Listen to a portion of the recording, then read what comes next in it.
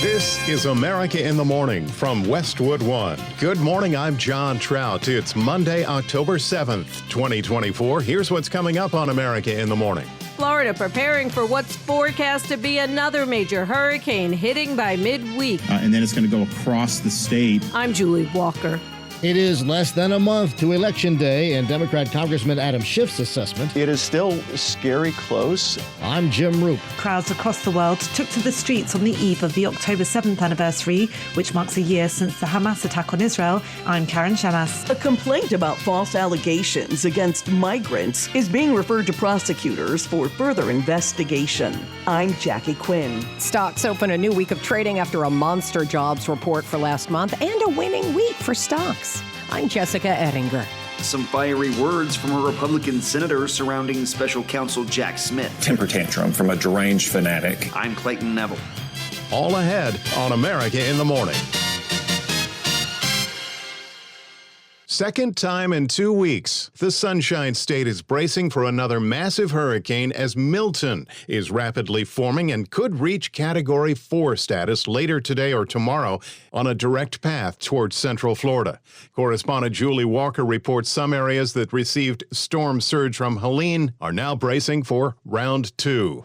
You have time to do what you need to do, but this could potentially be a major hurricane. No matter what happens, it is going to have impacts to the state of Florida. I don't think there's any scenario where we don't have significant impacts at this point. So please do what you need to do to keep yourself and your family safe. Florida preparing for what's forecast to be another major hurricane hitting by midweek. Governor Ron DeSantis says a model shows Milton coming ashore along the Gulf Coast. Most of the models have it somewhere in the center part, but these things can shift. So just know this is going to impact the west coast of the Florida Peninsula in terms of the surge, and then it's going to go across the state and likely have hurricane force winds all the way until it exits in the Atlantic Ocean. State Emergency Management Director Kevin Guthrie says make a hurricane plan. I highly encourage you to evacuate. We are preparing, and I have the State Emergency Response Team preparing for the largest evacuation that we have seen, most likely since 2017 Hurricane Irma. The National Hurricane Center's Eric Blake says models show at least a Cat 3. Florida should definitely be putting part of their hurricane plan into action. We can't tell exactly what part of Florida it's going to affect, but it appears to be Florida's problem, and people should be preparing for the possibility of a major hurricane in a few days. This comes as Florida cleans up from Helene's devastation. We're expecting a significant hurricane to affect the Florida Peninsula midweek. Exactly what portion of it, we're not sure yet, but residents, from the Big Bend to the Florida Keys should be paying close attention. I'm Julie Walker. Just 28 days now until the election. Over the weekend, the presidential candidates were pressed on the federal hurricane response. Jim Roope has details. Former President Donald Trump returned to Butler County, Pennsylvania over the weekend, where he was hit in the ear by a would-be assassin's bullet nearly 3 months ago. By the hand of Providence and the grace of God, that villain did not succeed in his goal, did not come close. He did not stop our movement. He did not break out our spirit. During that rally, Trump lashed out at Kamala Harris and the federal government's response to Hurricane Helene, slamming what he calls the very little relief being given to victims. They send hundreds of billions of dollars to foreign nations. And you know what they're giving our people? $750. This is true, but what Harris said was that $750 is a first step, immediate relief, so people can get the necessities they need. More funds will be forthcoming. Trump also said the federal government is diverting hurricane relief funds to illegal immigrants, which the government denies.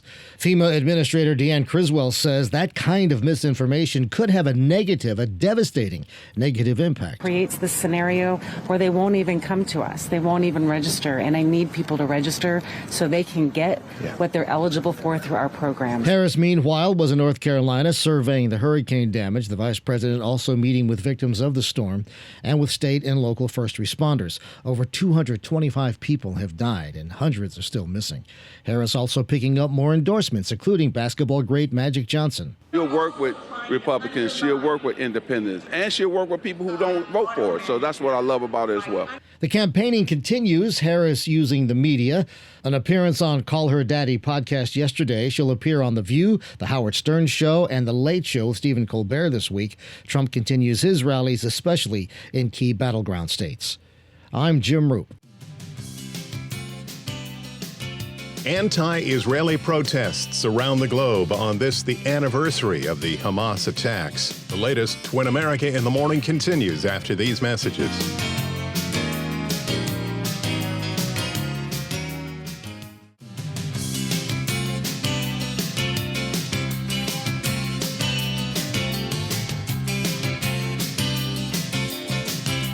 Welcome back to America in the Morning. And an unwelcomed hurricane, round 2 for Florida. Here's AccuWeather.com meteorologist Matt Rindy. Mother Nature likes to remind us we are still in tropical season as we continue to track Hurricane Milton in the Gulf of Mexico.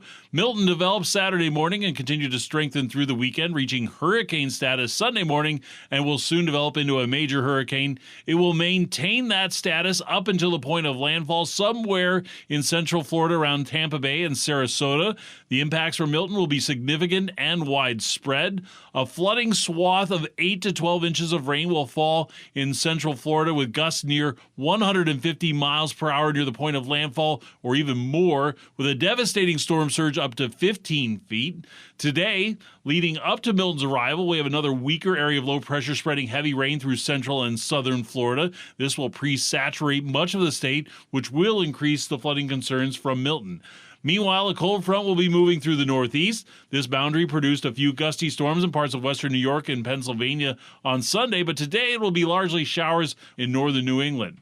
The rest of the nation will be largely quiet. There will be another system moving into the northwest late tonight with just a few showers across the coastal areas of Washington and northern Oregon. It'll be a hot day again in the southwest, where places like Phoenix will continue its record-breaking heat streak. Today will be the 14th straight day of record highs, and that will continue through the rest of the desert areas into the California valleys. That's the weather across America. It will be a cool day in Portland, Maine, with mainly cloudy skies and some showers with a high of 58. Santa Fe, New Mexico will have plenty of sunshine with a nice afternoon and a high around 80. That's the nation's weather. I'm AccuWeather.com meteorologist Matt Rindy. Remember to follow us wherever you get your podcasts. Apple, Spotify, Amazon, and YouTube. Just search America in the Morning in your favorite listening app. I'm John Trout. Rallies are expected around the world today by pro-Palestinian and pro-Israel crowds, marking the one-year anniversary of the surprise Hamas attack on southern Israel that left over 1,200 Israelis dead and the kidnapping by terrorists of over 200 people, 100 of which are still being held captive in Gaza. In New York City, a large protest against Israel is expected to take place today, including marches through Wall Street, Grand Central Train Terminal, and Times Square. Correspondent Karen Chammas has the latest. Crowds across the world took to the streets on the eve of the October 7th anniversary, which marks a year since the Hamas attack on Israel and Israel's unrelenting offensive in Gaza and now Lebanon. In Turkey, protesters chanted, "Murderer Israel, get out of the Middle East." In Australia, thousands gathered in Sydney and Melbourne in support of Palestinians and Lebanon. Sydney protester Samantha Ghazal told the AP, "I've come here today because I can't believe that our government is giving impunity to a violent extremist nation." Elsewhere in Melbourne, supporters of Israel held up posters showing Israeli hostages who are still missing. In Tel Aviv, relatives of the hostages took to the streets to protest against Israel's government, demanding the hostages are brought home. One relative, Ella Metzger, thinks Israeli Prime Minister Benjamin Netanyahu has gone too far and is not listening to the Israeli people. I'm Karen Chammas. An Ohio court declines a request to act on a complaint against Donald Trump and J.D. Vance for alleging Haitian migrants were eating people's pets. Correspondent Jackie Quinn reports. A citizens group, the Haitian Bridge Alliance, requested a criminal case against Donald Trump. They're eating the pets of the people that live there. And his running mate, J.D. Vance. Every single day, we are hearing from multiple people on the ground in Springfield over their comments about Haitian migrants in Springfield, Ohio. City officials say the Clark County Municipal Court rejected the request to issue warrants or summons on misdemeanor charges, but did refer the matter to the prosecutor's office for further investigation. Local media report the justices did point out there are strong constitutional protections for free speech. I'm Jackie Quinn. Hundreds of thousands of job openings, all from one company, and mortgage rates back up. Those stories next when America in the Morning continues after these messages.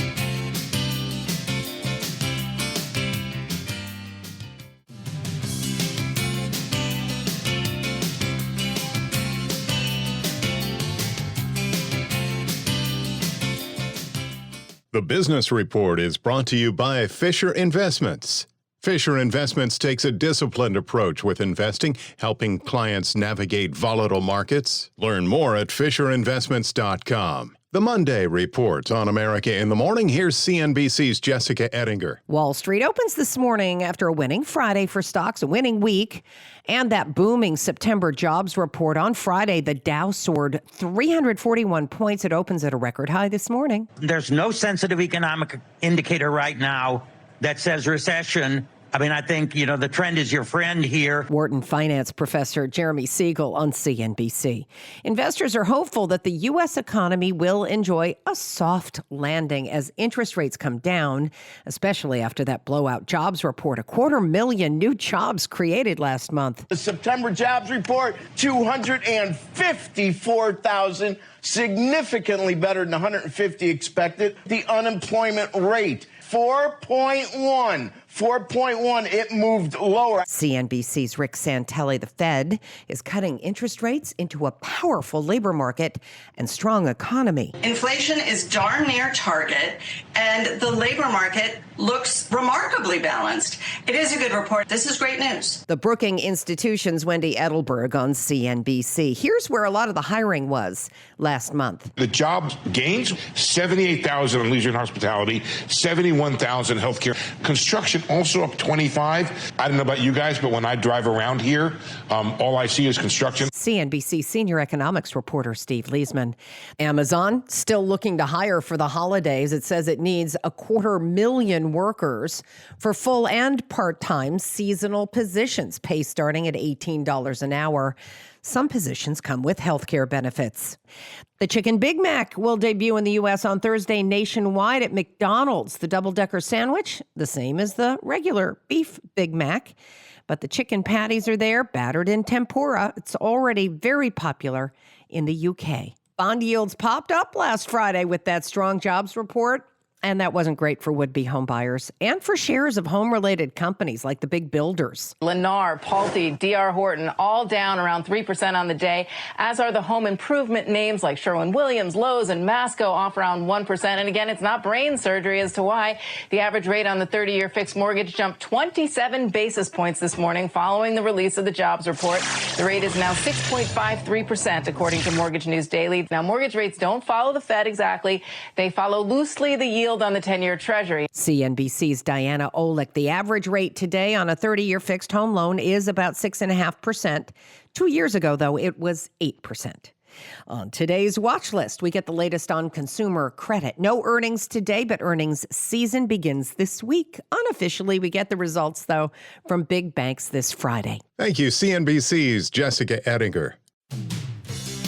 When we return on America in the Morning, Special Counsel Jack Smith not letting up on Trump after these messages.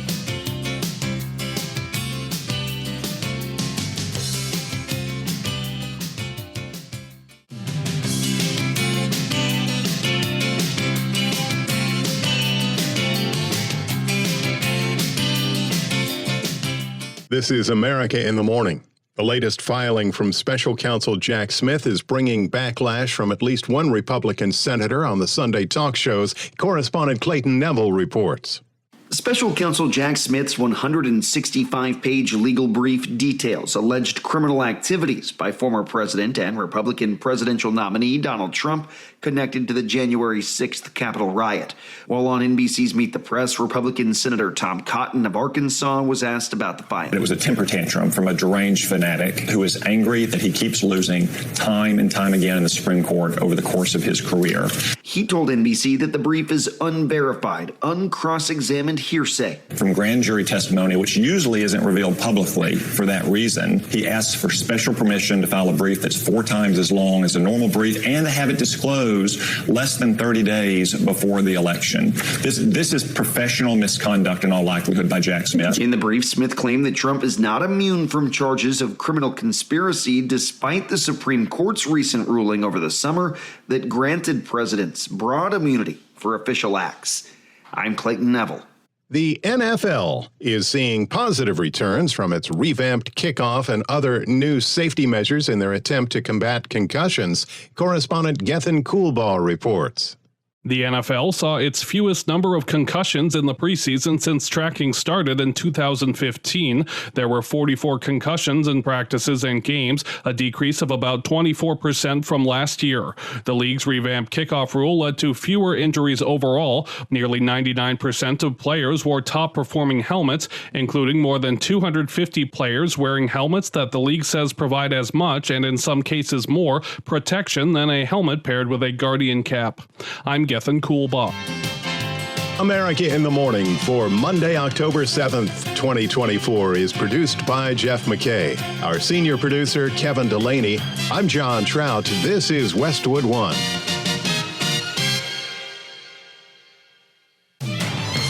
This is America in the Morning from Westwood One. I'm John Trout. Coming up this half hour. Florida bracing for impact again in what's been a historic hurricane season. I'm Clayton Neville. Helene, cleanup continues. FEMA and the Tennessee governor respond to hurricane misinformation. And anti-Semitism hits record numbers. States are scrambling to come up with affordable housing. I'm Jackie Quinn. Stricter in-office mandates are on the horizon. I'm Stephen Kaufman. Chinese hackers attack U.S. government networks. Again, I'm Chuck Palm. Joker Folie à Deux debuted at #1 at the box office. I'm Archie Zaraletta with the latest. Dolly Parton is doing her part to help hurricane victims in her home state of Tennessee. I'm Kevin Carr. Back after these messages.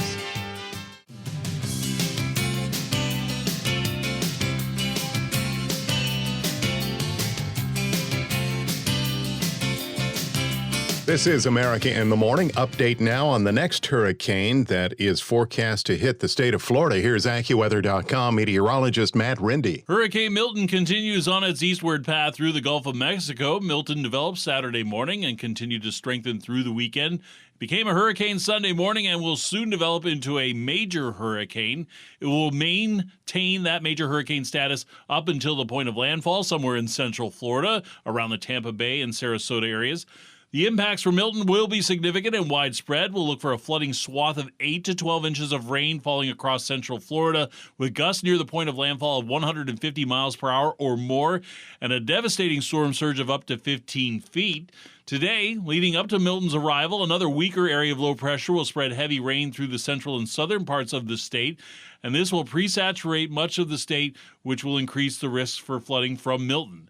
Meanwhile, a cold front moving through the northeast produced a few gusty storms in western New York and Pennsylvania on Sunday, but today it will largely be showers with a few stronger gusts possible in northern New England. The rest of the nation will remain largely quiet. There'll be another system moving into the northwest late tonight, with just a few showers across the coastal areas of Washington and northern Oregon. It's still going to be hot in the southwest, where places like Las Vegas will continue a record-breaking streak. It will reach up to 6 days today, and that will continue through the deserts into the California valleys. By contrast, it will be much more comfortable and even cool across the Great Lakes and northeast behind the aforementioned cold front, with highs mostly in the 60s, but even a few 50-degree readings. And there could also be a couple of lake effect showers across parts of northern Michigan into western New York. That's the nation's weather. I'm AccuWeather.com meteorologist Matt Rindy. Follow us wherever you get your podcasts. Apple, Spotify, Amazon, and YouTube. Just search America in the Morning in your favorite listening app. I'm John Trout. More now on the southeast. Reeling from the impacts of Hurricane Helene, now it's Florida's west coast, bracing for impacts as another potentially major hurricane tracks in its direction. Correspondent Clayton Neville reports.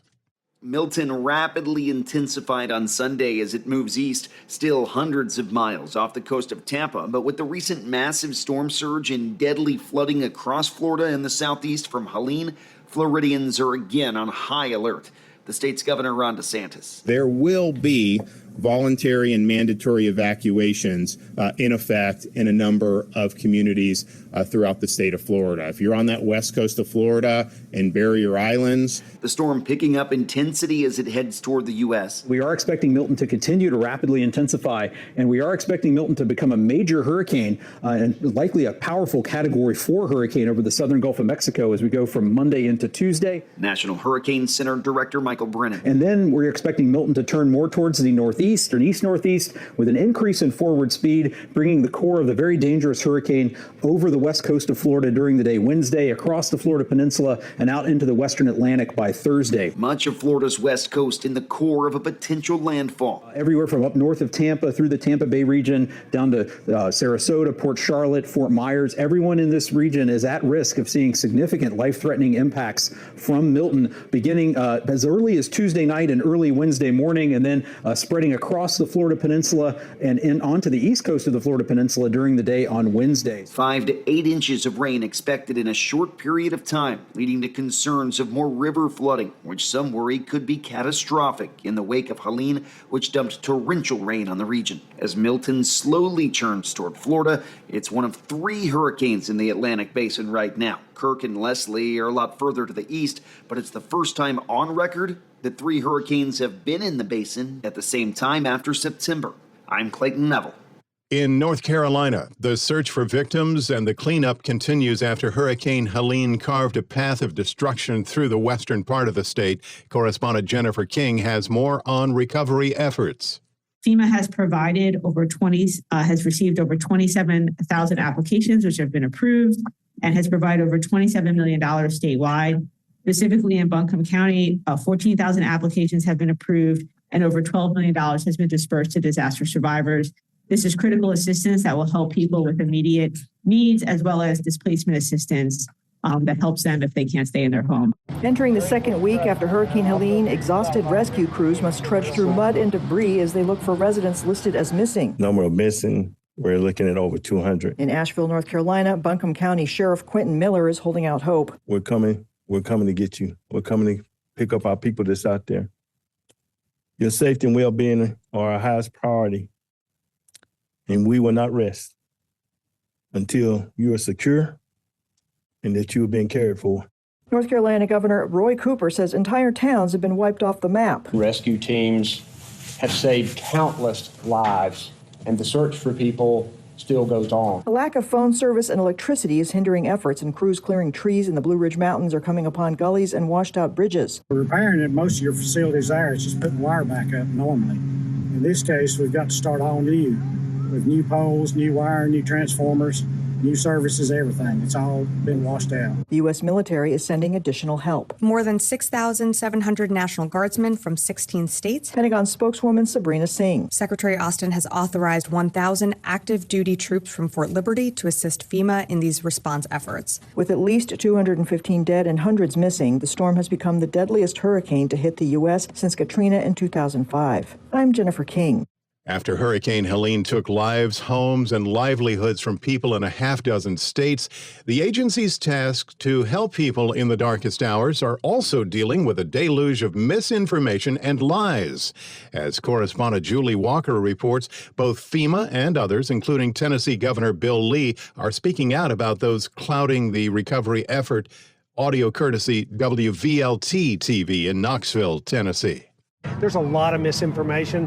In fact, there's some belief and understanding that may be coming from foreign sources just to confuse on the ground what's happening here. There's no confiscation of supplies or of products coming in by FEMA or TEMA.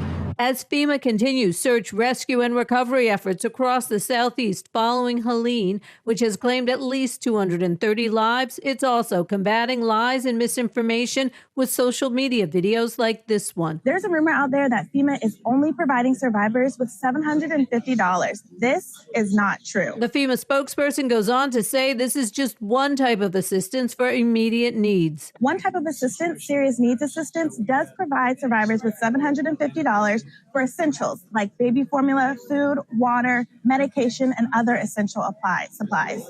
But there are other forms that you may qualify for after you apply for disaster assistance. You can receive things like temporary housing or home repair costs. The federal agency says right now it's not running out of money, taking people's land or prioritizing political parties. Many local and state officials in both parties across the Southeast have been explaining that to residents. These people are in tears, and you see the TEMA director get emotional yesterday about the people that we are serving. I saw a county mayor every single day with tears in their eyes, emotional, serving the people alongside their FEMA and TEMA counterparts in their EOCs. There's nothing but commitment to serving the people in this state, and those who spread that kind of misinformation, it's deeply unfortunate that that's happening. They all say the conspiracy theories are increasing mistrust and taking time away from recovery efforts. I'm Julie Walker. Among the reports you'll hear next, anti-Semitism hits new record highs. Plus, which nation accused of hacking U.S. government networks? Those stories and more when America in the Morning continues after these messages.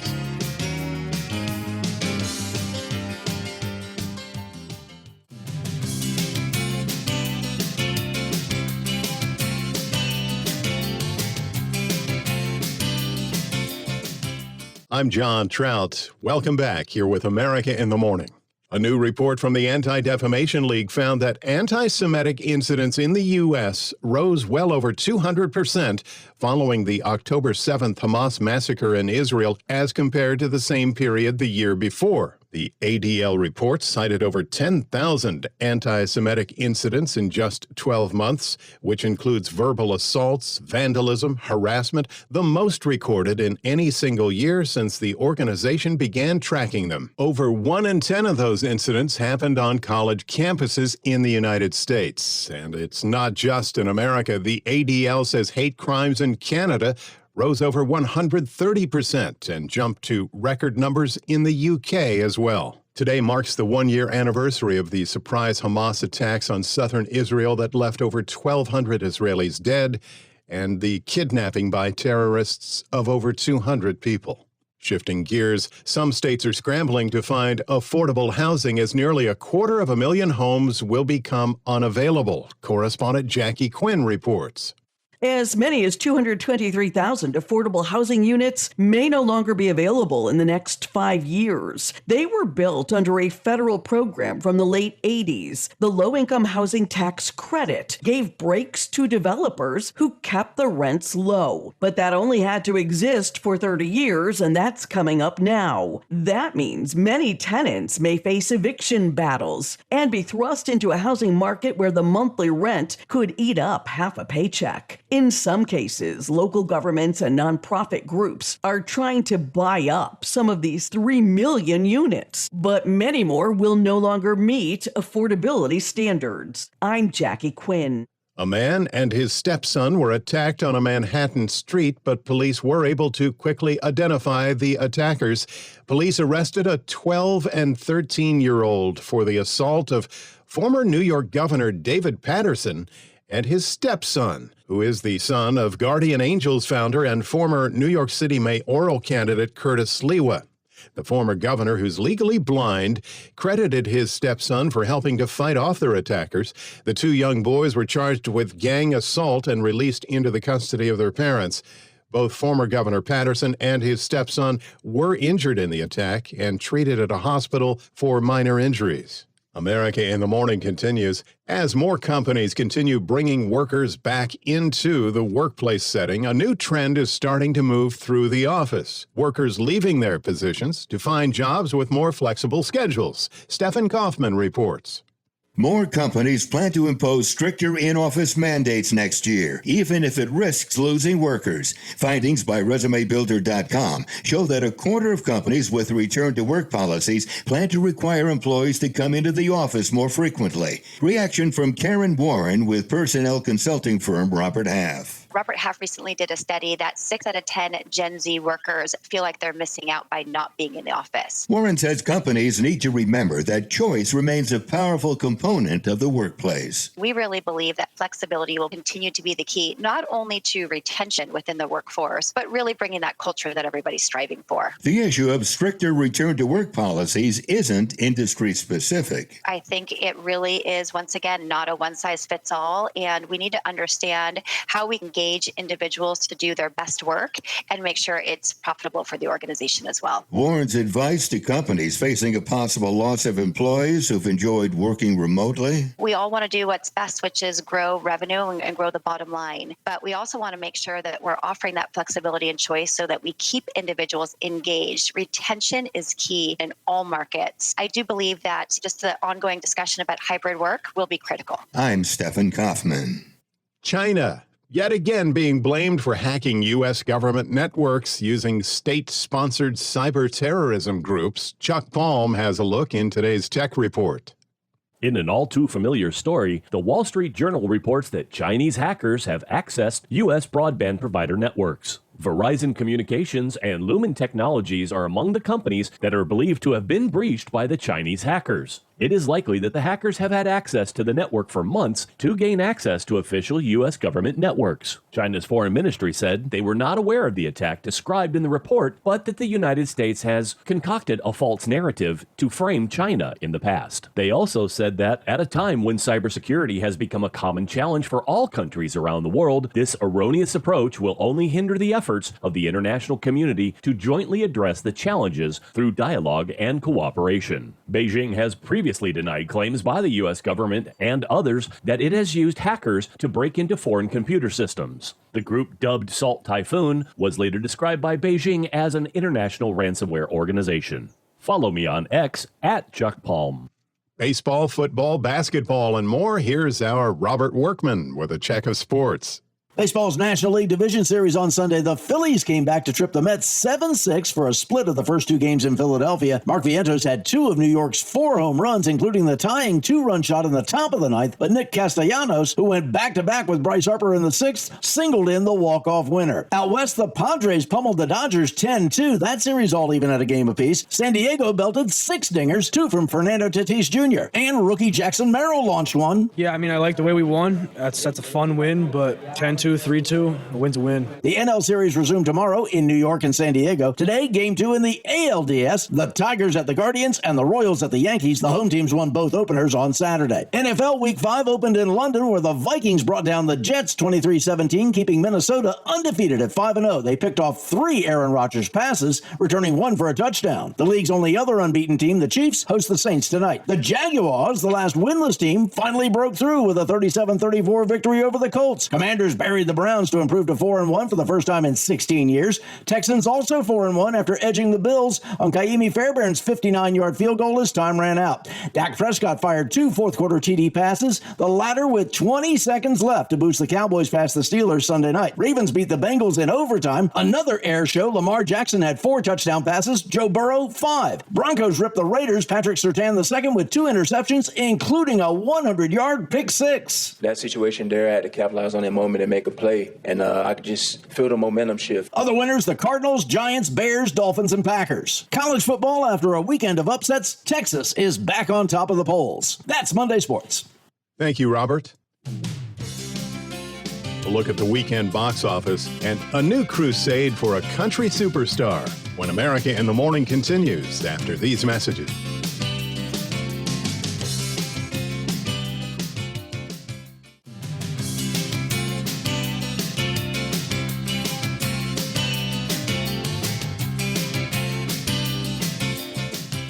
The Monday edition of America in the Morning continues. It may have been tops at the box office, but the newest movie about the Joker was not a hit with theatergoers. Entertainment correspondent Margie Zaraletta reports. I got the sneaking suspicion that we're not giving the people what they want. The Joker sequel earned $40 million in domestic ticket sales, according to studio estimates. It was expected to make as much as $70 million. Critics gave it mixed reviews, while audiences mostly panned it. 2 years ago, the name Arthur Fleck hit Gotham like a hurricane. The trial of the century. They believe Arthur Fleck to be some kind of martyr. Well, he's not. The original Joker made $1 billion and won 3 Oscars. This week's number 2 movie is The Wild Robot, with Beetlejuice in third. Where's Optimus Prime? The filthy red and blue bot? Yeah. Gives off a corroded metallic stench. Okay, corroded, that is too far. Transformers 1 is 4th, and Speak No Evil takes 5th place. I'm Archie Zaraletta. With all the devastation from Hurricane Helene in the southeast, country superstar Dolly Parton is giving her support to help the victims. Kevin Carr has that story. This weekend, country music legend Dolly Parton stood up for the people in her home state of Tennessee to help recover from the effects of Hurricane Helene, giving a new sound to her famous song, Jolene. Helene, Helene, Helene, Helene, you came in here and broke us all apart. Helene, Helene, Helene, Helene, but we're all here to mend these broken hearts. Born in Locust Ridge, Parton grew up in rural Appalachia. Her Dollywood theme park is located in Pigeon Forge, and she has included her love for the area in many of her songs. These are my mountains. These are my valleys. These are my rivers flowing like a stream. These are my people, and this is my home. On Friday, she visited Newport to make an announcement. Just from my own bank account, I'm donating $1 million today.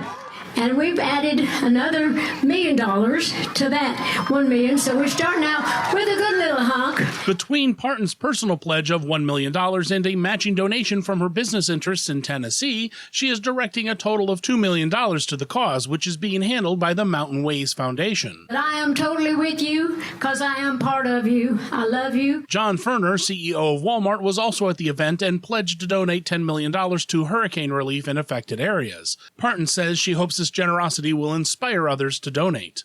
I'm Kevin Carr. America in the Morning for Monday, October 7th, 2024 is produced by Jeff McKay. Senior producer Kevin Delaney. I'm John Trout. This is Westwood One.